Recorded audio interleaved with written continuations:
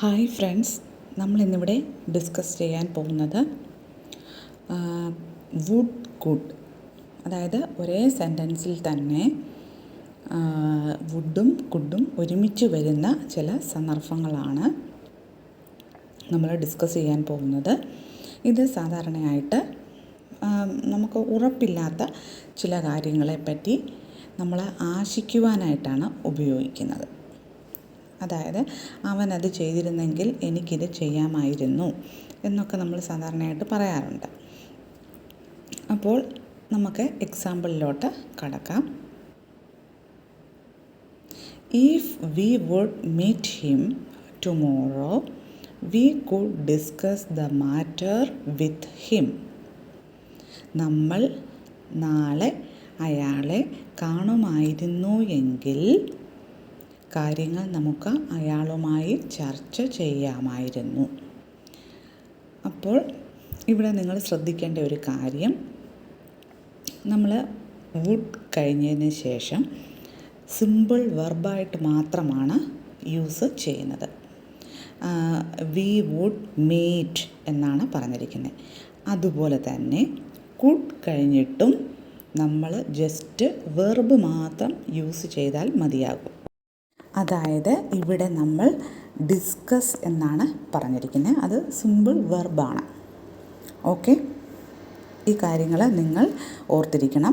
പിന്നെ ഇതുപോലുള്ള സെൻറ്റൻസിൽ സാധാരണയായിട്ട് നമ്മൾ ഈഫ് ആദ്യം സ്റ്റാർട്ടിങ്ങിൽ തന്നെ നമ്മൾ ചേർക്കാറും ഉണ്ട്. അടുത്ത example, if it would not rain this evening we could practice football. ഇന്ന് വൈകിട്ട് മഴ പെയ്യില്ലായിരുന്നുവെങ്കിൽ നമുക്ക് ഫുട്ബോൾ പ്രാക്ടീസ് ചെയ്യാമായിരുന്നു. ഇവിടെയും നമ്മൾ ആദ്യം തന്നെ ഇഫ് ആണ് ചേർത്തിരിക്കുന്നത്. അതിനുശേഷം വുഡ് കഴിഞ്ഞിട്ട് ഇവിടെ ഇപ്പോൾ വുഡ് നോട്ടാണ് നമ്മൾ ചേർത്തിരിക്കുന്നത്. അതിനുശേഷം സിമ്പിളായിട്ട് റെയിൻ എന്ന് ചേർത്തിരിക്കുന്നു.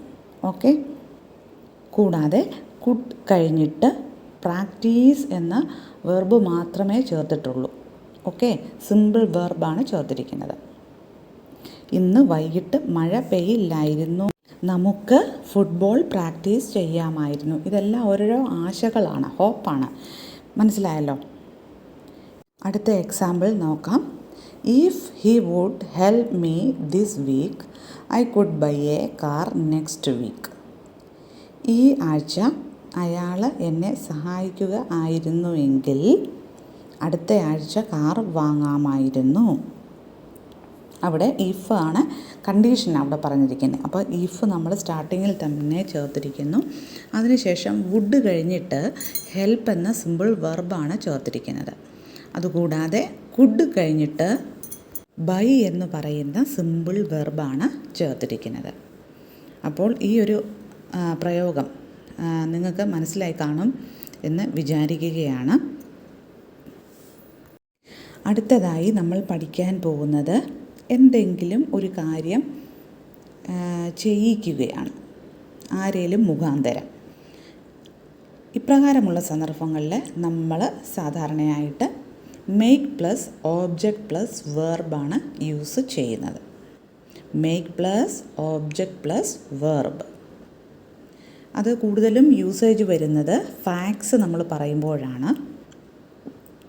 അത് എപ്രകാരമാണ് എന്നുള്ളത് നോക്കാം. Poverty makes man thief. ദാരിദ്ര്യം മനുഷ്യനെ മോഷ്ടാവ് ആക്കുന്നു. ഇവിടെ പോവർട്ടി എന്ന് പറഞ്ഞിരിക്കുന്നത് സിംഗുലർ ഫോമിലായതുകൊണ്ട് നമ്മൾ മേക്ക് എന്നല്ല, പകരം മേക്സ് എന്നാണ് പറയേണ്ടത്. Okay, poverty makes man thief. ദാരിദ്ര്യം മനുഷ്യനെ മോഷ്ടാവ് ആക്കുന്നു. അതൊരു ഫാക്റ്റാണ്.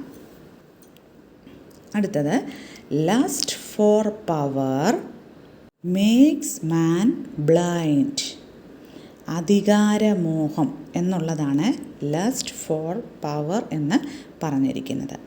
അധികാരമോഹം മനുഷ്യനെ അന്ധനാക്കുന്നു.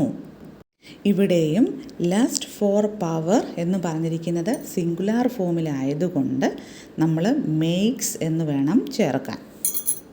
അടുത്തത് nothing but peace makes man happy. മറ്റൊന്നുമല്ല, സമാധാനം മനുഷ്യനെ സന്തുഷ്ടനാക്കുന്നു. ഇവിടെ പീസ് എന്ന് പറയുന്നത് സിംഗുലർ ഫോമിലായതുകൊണ്ട് നമ്മൾ മേക്സ് എന്ന് ചേർത്തിരിക്കണം. ഓക്കെ. അടുത്ത example, bitter experiences make one's mind hard as rock. തിക്ത അനുഭവങ്ങൾ മനുഷ്യനെ കഠിനഹൃദയനാക്കുന്നു. അതും ഒരു ഫാക്റ്റ് തന്നെയാണ്. ഇവിടെ ബിറ്റർ എക്സ്പീരിയൻസസ്, അതായത് പ്ലൂറൽ ഫോമിലായതുകൊണ്ട് നമുക്ക് വീണ്ടും മേക്സ് എന്ന് ചേർക്കേണ്ട ആവശ്യമില്ല. പകരം മേക്ക് എന്ന് മാത്രം ചേർത്താൽ മതിയാവും. അടുത്ത example, in the film Kalapani there is A scene in which the police officers make A Brahmin eat shit. അതായത് കാലാപാനി എന്ന സിനിമയിൽ പോലീസ് ഉദ്യോഗസ്ഥർ ഒരു ബ്രാഹ്മണനെ കൊണ്ട് മലം തീറ്റിക്കുന്ന ഒരു രംഗമുണ്ട്. അപ്പോൾ ഇവിടെ പോലീസ് ഓഫീസേഴ്സ് എന്ന പ്ലൂറൽ ഫോം ആയതുകൊണ്ട് നമുക്ക് മേക്ക് എന്ന് മാത്രം ചേർത്താൽ മതിയാകും. ഓക്കെ. അപ്പോൾ ഈ എക്സാമ്പിൾസിൻ്റെ ഡിഫറൻസ് മനസ്സിലായി കാണുമല്ലോ. അടുത്തതായിട്ട് നമ്മൾ ഡിസ്കസ് ചെയ്യാൻ പോകുന്നത് കഴിഞ്ഞുപോയ കാര്യങ്ങൾ, അതായത് ഓൾറെഡി സംഭവിച്ചു കഴിഞ്ഞു, അതെങ്ങനെയാണ് make plus object plus verb എന്ന പ്രയോഗം വഴി നമ്മൾ സൂചിപ്പിക്കുന്നത് എന്നുള്ളതാണ്.